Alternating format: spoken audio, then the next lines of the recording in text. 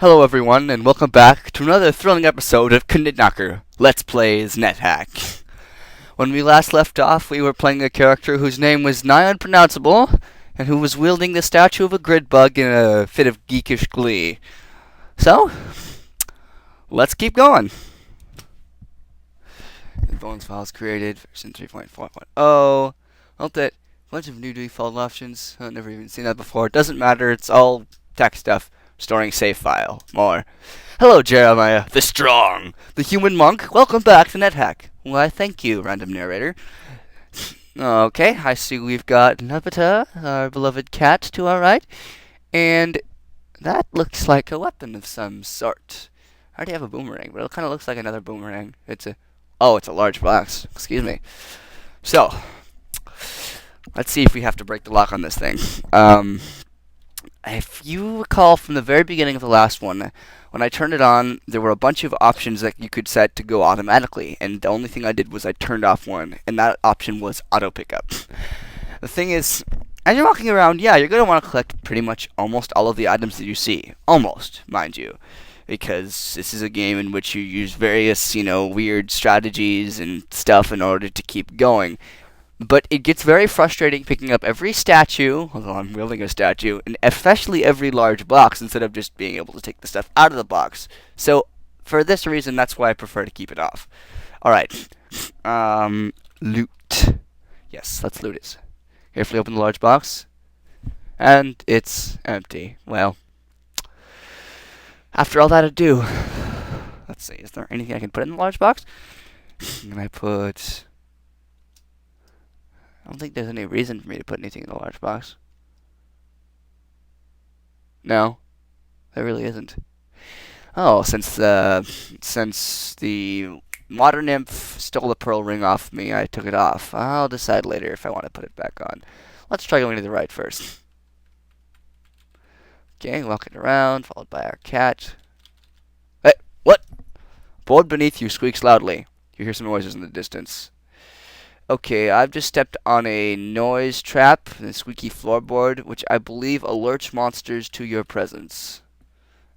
Orcish helm, crude dagger. I think my cat just beat up a goblin. Take the dagger, take the orcish helm. Do I have 3 orcish helms now? Oh, that's right, I stole the last 2. Totally forgot about that. In the distance, my cat is fighting someone right now. Alright, to my left, you should see a little line, and what that line is an altar. We've already established that one's god is kind of a jerk, but if you want to get on better terms with one's god, it's good to sacrifice things like corpses as offerings on the altar. Although it is best not to put anything of your own race and anything of your own alignment on the altar. Otherwise, you just get him even more pissed off at you. Okay, let's see if this is the same alignment as me. Otherwise, I can't use it. Nope.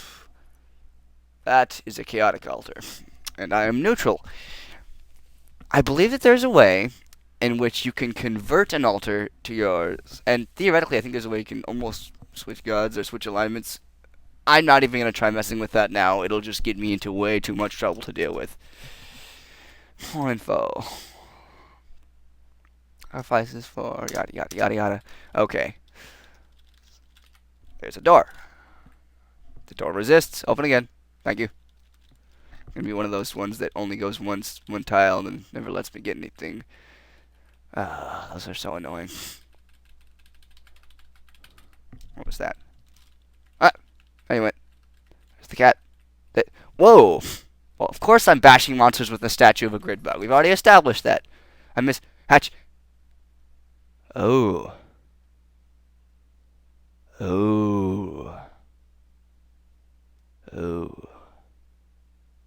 That would explain why the large box is empty. A very interesting feature of NetHack that you don't often see in a lot of other games, as far as I know, it's unique to NetHack, has to do with when you die. Now, we've established, hopefully it doesn't happen right now, NetHack is very difficult. When you die, game over. complete.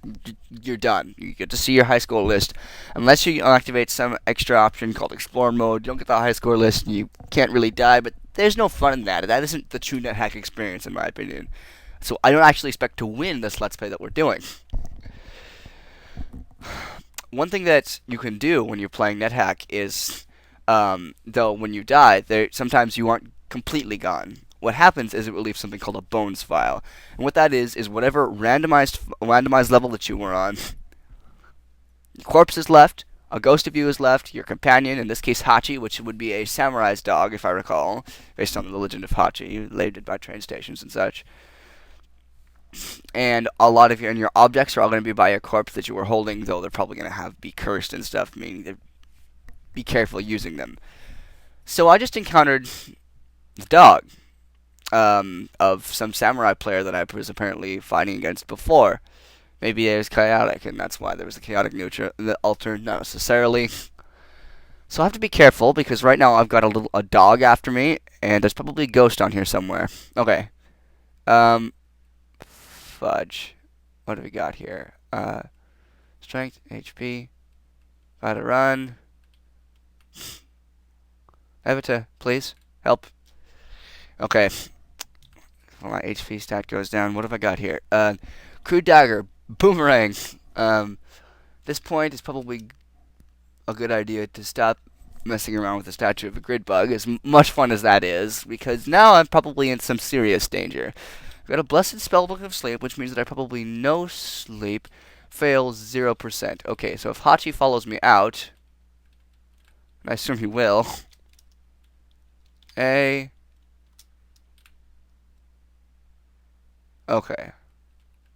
Hachi is asleep. Okay, well first, and I know if you eat like the corpse of a pet, then that you can get into some serious trouble for that. So I wouldn't even bother.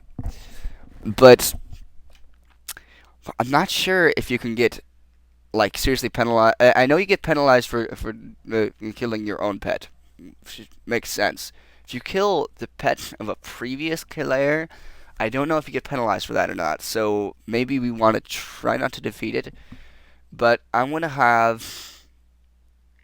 There's the partly eaten pancake. I will have an apple for now. And it was a rotten apple, of course. Okay. Oh, I killed Hotch. I should have seen that coming. Okay. What was that? Rabbit rat? That misses. HP. Okay, did it bite me? Let me double check to make sure. See if it bit. Okay, it bit me.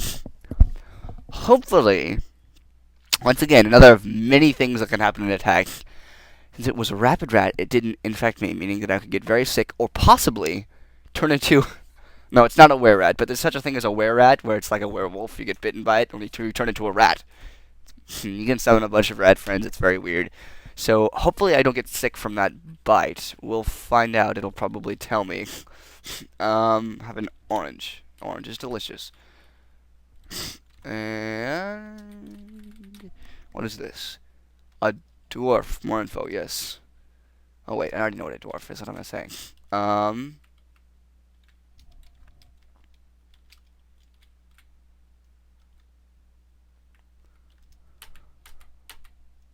Dwarf hits.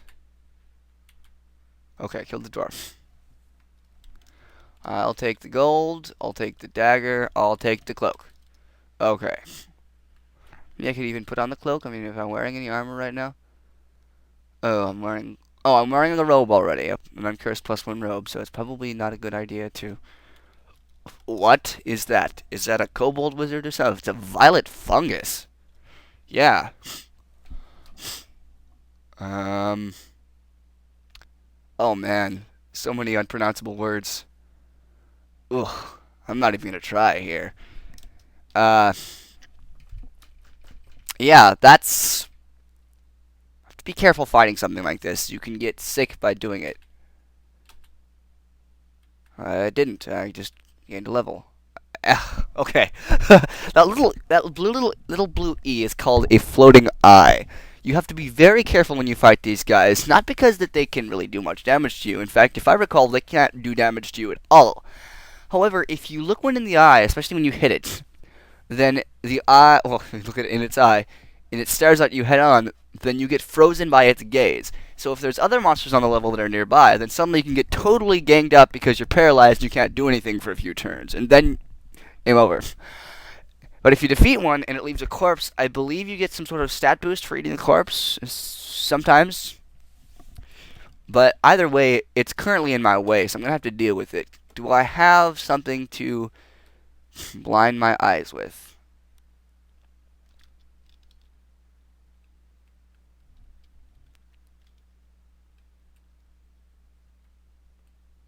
Okay. It divides the floating eye. Come on, Nepeta. Maybe you could do it for me. That way I don't have to deal with it. Come on, Nepeta.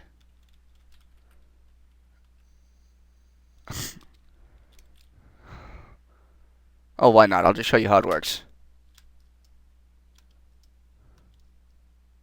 Okay, see? I got frozen there. And I'm hungry. So I need to eat... food ration? Okay, yeah, the food ration is fine, not the tripe ration. That's what's going to get me dinged in this case. I think I turns to flee. Is that what that said? Distant squeak. Okay, we established already that there's when it said the distant squeak that there's a squeaky board where that little carrot is over there, the carrot sign, which means that a monster just walked over it. Now, since I'm fairly certain that this is a bones file, once we found Hachi, it means that I would imagine that there's a ghost around here, but we did see Nepeta fighting something, and my cat fighting something, or heard it fight something. We didn't see what it was. I guess it's possible for her to have defeated the ghost already? I'm not sure. Either way, this floating eye is in my way. I don't appreciate it, and let's try giving it a taste of its own medicine. Why not? Hit the floating eye. Nope. That didn't work. Okay. And we've got hidden bank fall around here somewhere. The great... No! Great ooze. What even is that? Okay, this is why you don't generally hit floating eyes, because this happens. Right now we've got something called a gray ooze. I don't even know what that is, but it's attacking me because because I'm frozen. Divides the gray ooze. Thank you, Nebita, for killing the gray ooze. You hear some noises. You hear some noises. Hear some noises in the distance. The air crackles around the orc shaman. Jeez, I'm screwed right now. Shaman points at you, then curses. I've been cursed. Stop cursing me. Crackles around the gnomish wizard. Stop cursing. Stop. Zip. Gnomish wizard points all around, then curses. Well, crap. I'm just getting voodooified right now. Freaking Facilier, an Amish wizard, I bet I'm an Amish wizard and an orc shaman. Well, no wonder if someone died on this level that they're dead. I don't even know what he's doing, but it's not really affecting my HP. But I'm sure it's bad, whatever it is. Okay, an Amish wizard is killed. Mr. the orc shaman. Mr. the orc shaman. Shaman points at you, then curses. Yes, I killed Facilier! Uh-huh. A spellbook called Threatened. Aha! You recall there was a thing where it said Threatened, right? Or last time we were playing, Reddit Reader School, it says it's Threatened. I remembered hearing somewhere after I made that recording that when you hear it says you feel threatened, or whatever it was, then that means that all monsters on...